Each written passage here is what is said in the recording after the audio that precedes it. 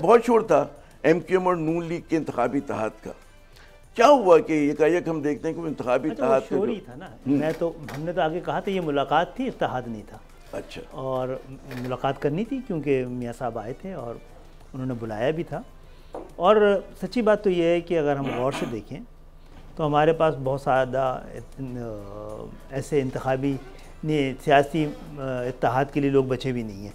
तो मैं समझता हूँ कि इन मुलाकातों से हमें यह अंदाज़ा तो हुआ है कि पाकिस्तान मुस्लिम लीग नून ने बहुत सारे मरहल से गुजर के खासी पुख्तगी भी आई है और मेरा ख्याल है थोड़ा सा हमारे साथ उनकी जहनी आमांगी के लिए राहें हमवार होने के इम्कान भी हैं।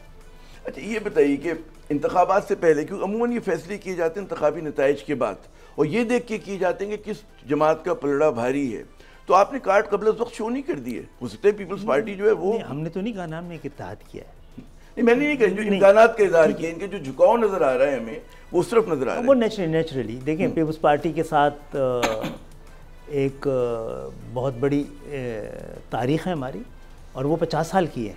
एमक्यूएम की उम्र से ज़्यादा वाली है माशाल्लाह। तो उस पे कराची के लोगों का एतबार आना बड़ा मुश्किल हो जाता है। हम करीब भी नज़र आते हैं तो वो परेशान होना शुरू हो जाते हैं। एक थर्ड ऑप्शन के तौर पे हमने पाकिस्तान तहरीक इंसाफ के साथ भी गए थे। हमें कोई शिकायत नहीं, सवाल इसके कि हम जो समझते थे कि जिस दर्जे की संजीदगी होनी चाहिए थी, एहसास ज़िम्मेदारी होनी चाहिए थी, उसकी बड़ी कमी थी। और हमने कई बार बताने और जताने की भी कोशिश की कि आपके पास एक बहुत बड़ी अपॉर्चुनिटी और बहुत बड़ी जिम्मेदारी है। It is the serious business. तो दूसरी बात आपने कहा कि बड़े चैलेंजेस हैं, ये चैलेंजेस हमने खुद लिए हैं। पाकिस्तान की सियासत से हम आहंग होना कोई मुश्किल काम थोड़ी है। जिस तरह की पाकिस्तान की सियासत है वैसे हो जाते तो बहुत आसानियाँ थी। मैं तैयारी कर रहा था अपने बेटे को अपने बाद इंतखाबात लड़ने की ना, इसके बजाय कि शटअप कॉल देता कि इस तरह सोचो भी नहीं, तो मुश्किल काम है।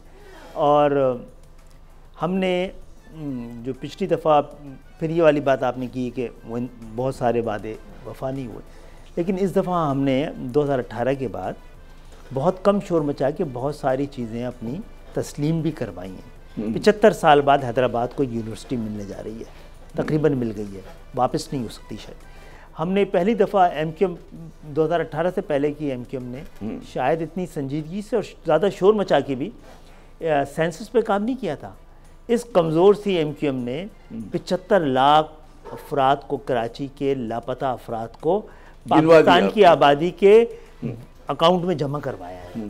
और बड़ी बुनियादी किस्म की हमने ही 18वीं तरमीम में ये जो डिवॉल्व होनी है चीज़ें जी, और उसके लिए स्ट्रगल की, सुप्रीम कोर्ट गए और वहाँ से अपने हक़ में फ़ैसला लिया है। और ये फ़ैसला हमेशा के लिए पूरे पाकिस्तान पर लागू होगा, उसके खिलाफ होगा। बिल्कुल आपने दुरुस्त कहा। तो यकीनन ये कामयाबी अपनी जगह, लेकिन वो लोग जो आपके हिमायती हैं वो मेरे ख्याल में ज़्यादा बड़े कारनामों की तवक्को करें। मैं भी उस पर आता हूँ कि वो जो कारनामे आप लोगों से वो तवक्को करें कि होंगे। अच्छा, नून लीग की जो सियासत है और उसका जो महवर है, ताकत का उसका मिंबा है, वो तो वस्ती पंजाब है। और ज़ाहिर है कि अमूमन कहा ही जाता है, जो हमारे दानिश्वर हैं सिंध से ताल्लुक़ रखने वाले, कि इत्तेहाद वहाँ होना चाहिए कि जहाँ पर आप होते हैं। ज़्यादा जो एक सेंस बनती है कि जी अगर आप देही सिंध की नुमाइंदा कुव्वतों के साथ प्रेवेल ना कर रहा हो वहाँ क्या करें। हाँ, नहीं, मैं एक सवाल तो बनता है ना कि जहाँ पे देही कुव्वतें हैं नुमाइंदा, उनके साथ ज़्यादा होना चाहिए। तो ये जो मतलब है पंजाब की एक जमात के साथ जिसका सारा जोर उधर है, तो आपके ख्याल में माजी में भी जनाब GDA भी के साथ भी हमारी, मेरा ख्याल है मुस्लिम लीग से ज़्यादा उनसे मुज़ाकरात हो रहे हैं, JUI से हो रहे हैं जो यहाँ पर हैं, और यहाँ की सिंध की दूसरी सियासी कुव्वतें उनके साथ भी हो रहे हैं, वो भी सिंध के रहने वाली है ना। पीपल्स पार्टी के साथ तो 50 साल का वादों का और धोखों का एक पूरा तारीख़ है। और एमक्यूएम से पहले ही ऐसे हालात होते कि लोग ये कहते कि पीपल्स पार्टी ने एमक्यूएम से अलग हटके जो दूसरी सियासी जमातें एमक्यूएम से पहले जीती थी उनके साथ बड़े अच्छे उसके रवाबित थे, ताउन था। ऐसा नहीं था ना।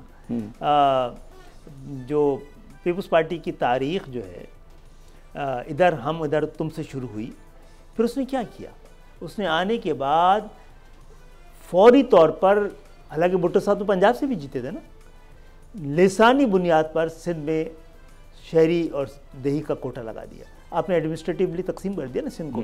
फिर आपने उनको टाइम नहीं दिया गया था। उन्होंने 10 दिन के अंदर जो हमारे उन्होंने कारखानों को, इंडस्ट्री को, ट्रेड को, सब को नेशनलाइजेशन के नाम पे फ्यूडलाइज कर लिया। ये पाकिस्तान में जो एक बैलेंस था जागीरदारों का और सरमायादारों का, ये कह लें आप, जो इंडस्ट्रियलिस्ट थे उनका, उसको भी फ्यूडलाइज करा दिया। तो पाकिस्तान कहाँ खड़ा है? और फिर उन्होंने इस 15 साल में जो कुछ हाल किया है, जो एक नौकरी सिंध के शहरी इलाकों को नहीं दी है, 40% कोटे के मुताबिक बनती है। अगर हमने तो इमरान खान साहब से ये एक उनको मुतालबा किया था कि आप एक अदालती कमीशन बनाएं जो देखें कि 50 साल में इस कोटे पे अमल हुआ भी है कि नहीं हुआ है। मैं ये समझता हूँ कि 40% के बजाय इन 50 सालों में कैलकुलेट किया जाए तो 10 से 15% सिंध के शहरी इलाकों को न दाखिले मिले न नौकरियाँ मिलें। सब्सक्राइब करें और बेल दबाएं ताकि कोई खबर रह न जाए।